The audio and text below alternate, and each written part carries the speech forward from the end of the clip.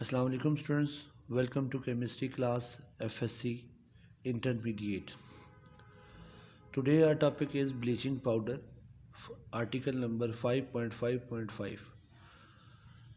बेटा इस टॉपिक के अंदर हम ब्लीचिंग पाउडर की मैन्युफैक्चरिंग के मेथड्स और उसके रिएक्शंस को पढ़ेंगे। ब्लीचिंग पाउडर का जो फार्मूला है वो CaOCl और Cl, ये दो Cl मतलब जो है वो एक मतलब ऑक्सीक्लोराइड, ठीक है, जिसको हाइपोक्लोराइट आइन OCl-1 एक आइन होता है जिसको हम हाइपोक्लोराइट आइन कहते हैं, और Cl- तो क्लोराइड आइन है, और कैल्शियम से भी आप वाकिफ़ हैं कि Ca+2, ये तीन आइन्स इसमें शामिल हैं, दो नेगेटिव और एक पॉजिटिव। तो इस हवाले से ये दो अलग-अलग करके लिखेंगे। अगर आप इसको डायरेक्ट करके लिखते हैं तो आप इसको लिख सकते हैं CaOCl2 शॉर्ट फॉर्म में, लेकिन ये इस तरह लिखना बेहतर है CaOCl Cl। अब हमारे पास यहाँ पर बताया गया है कि bleaching powder can be manufactured by the action of chlorine on dry slaked lime using any one of the following method, कि अगर आप ये दो मेथड इस्तेमाल करें तो आप क्लोरीन और स्लेक लाइम को आपस में रिएक्ट करवा के ब्लीचिंग पाउडर को हासिल कर सकते हैं। मींस के दोनों का रिएक्शन सेम होगा, उनमें सिर्फ़ और सिर्फ क्या है कि स्लेक लाइम और क्लोरीन गैस, ये दो चीज़ें इस्तेमाल होंगी, तो हमारे पास जो ब्लीचिंग पाउडर है वो बनेगा और साथ में वाटर बनेगा। तो फर्स्ट मेथड हमारे पास है हेज़नक्लेवर मेथड, ठीक है, जो कि ओल्ड मेथड है, और सेकंड मेथड हमारे पास है बेकमैन्स मेथड जो कि मॉडर्न मेथड है, ठीक है।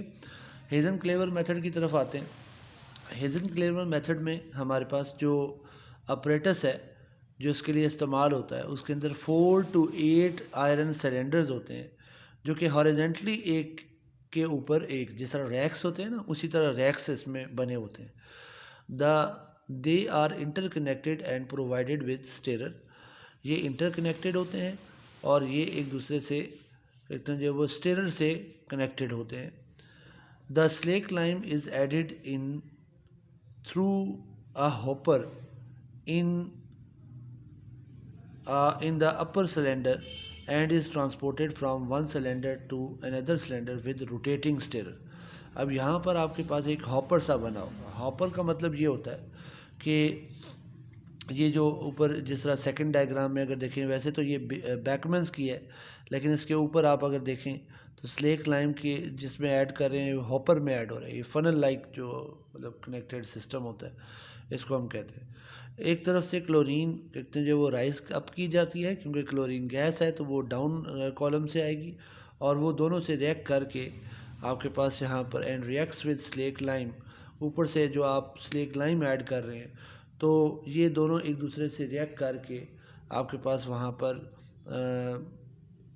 जो उन हॉरिजेंटल जो आपने सिलेंडर्स रखे हैं उनके अंदर यहाँ पर ब्लीचिंग पाउडर प्रोड्यूस होना शुरू हो जाएगा, ठीक है। उसके बाद हमारे पास बेकमैन्स मेथड है। बेकमैन्स मेथड के अंदर ये होता है कि जैसे कि डायग्राम को हम पहले देख लेते हैं कि यहाँ पर एक कंटेनर है, ये टावर की तरह है जिसको हमने क्लोरीनेटिंग टावर कहा है।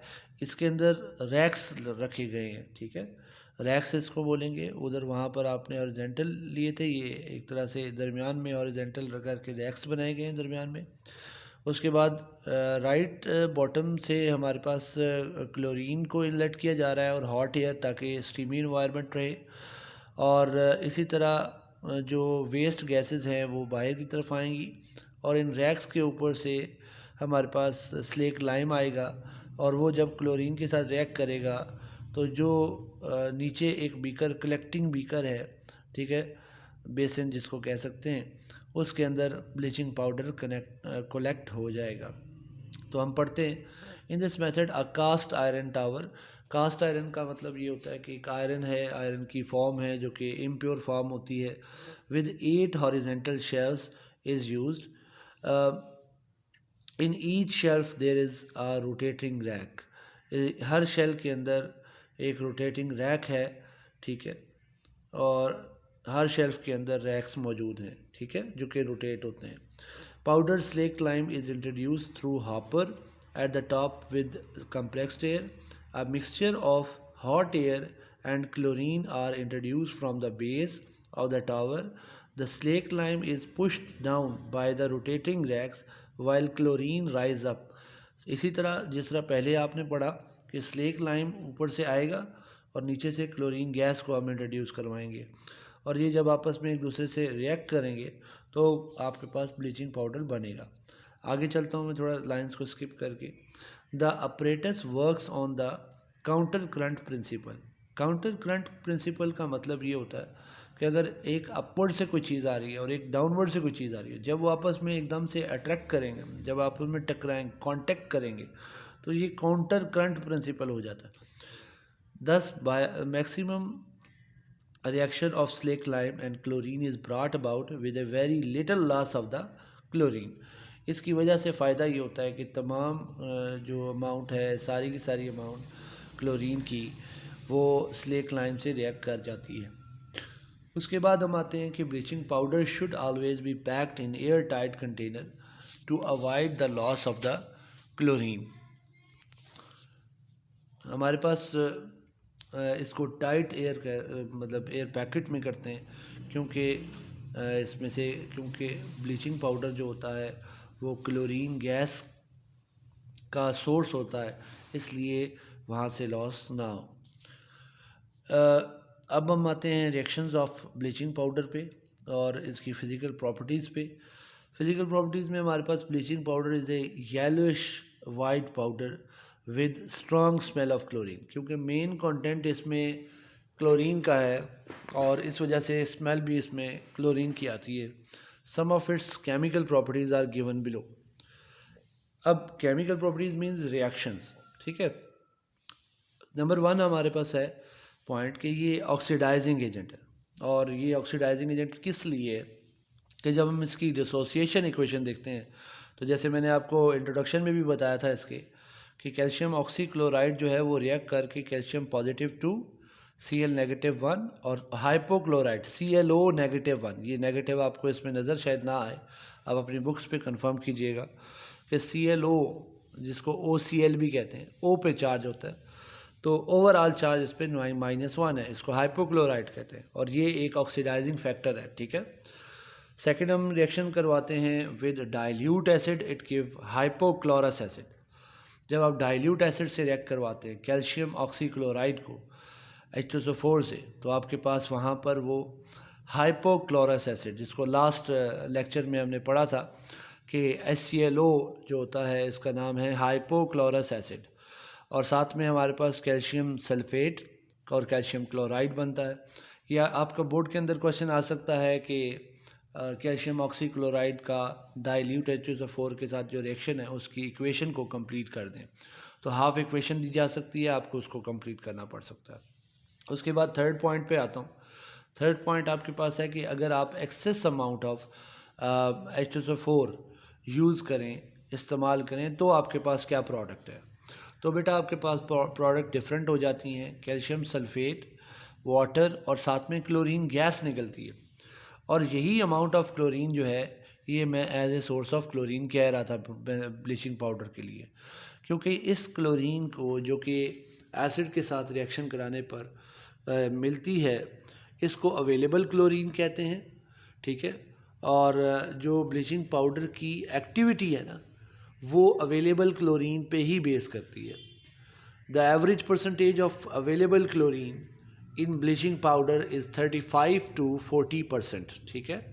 जो हमारे पास ब्लीचिंग पाउडर के अंदर अवेलेबल क्लोरीन हमें हासिल होती है, that is ranging between 35 to 40%. The bleaching action of bleaching powder is due to its oxidative character. ये ब्लीचिंग एक्शन जो हम कपड़ों के लिए इस्तेमाल करते हैं, ब्लीच वगैरह, वो बेसिकली इसके ऑक्सीडेटिव करेक्टर की वजह से है। इसके लिए आपका बोर्ड का क्वेश्चन बनेगा व्हाट इज़ अवेलेबल क्लोरीन, तो आपने ये थर्ड पॉइंट पे क्वेश्चन बना लेना है। फोर्थ पॉइंट हमारे पास ये है कि it oxidises HCl, HBr and HI giving the corresponding halogens. Likewise bleaching powder when react with HCl, 2 moles of HCl, it will produce chlorine gas, water and calcium chloride. ऊपर आप देख सकते हो calcium sulphate क्यों बना था? क्योंकि H2SO4 से रिएक्शन था। अब HCl से रिएक्शन है तो कैल्शियम क्लोराइड है, वाटर और क्लोरीन सेम प्रोडक्ट्स बन रहे हैं। उसके बाद हमारे पास 5th पॉइंट है,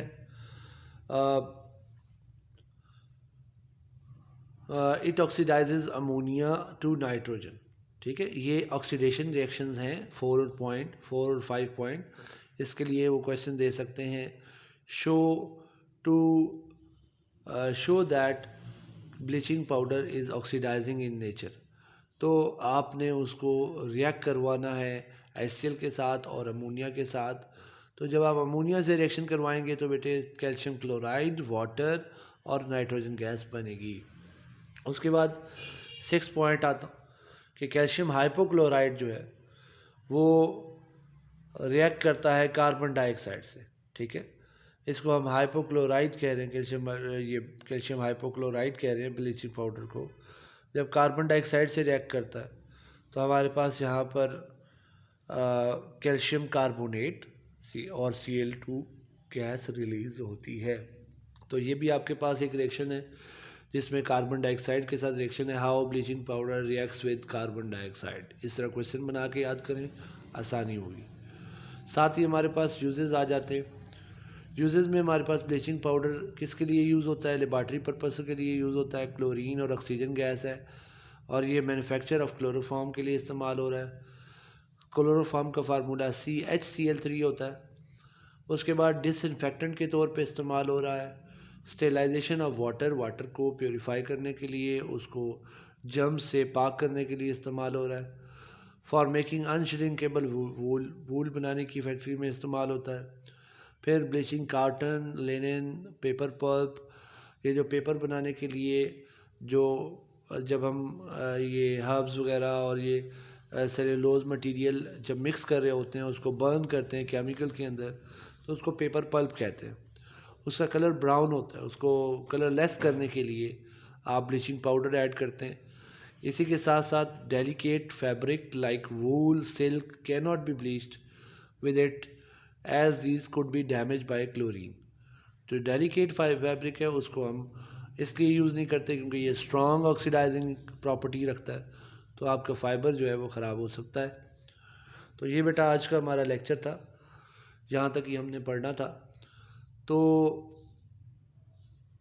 इंशाल्लाह नेक्स्ट लेक्चर में हम इससे आगे पढ़ेंगे। Thank you for watching. अल्लाह हाफ़िज़।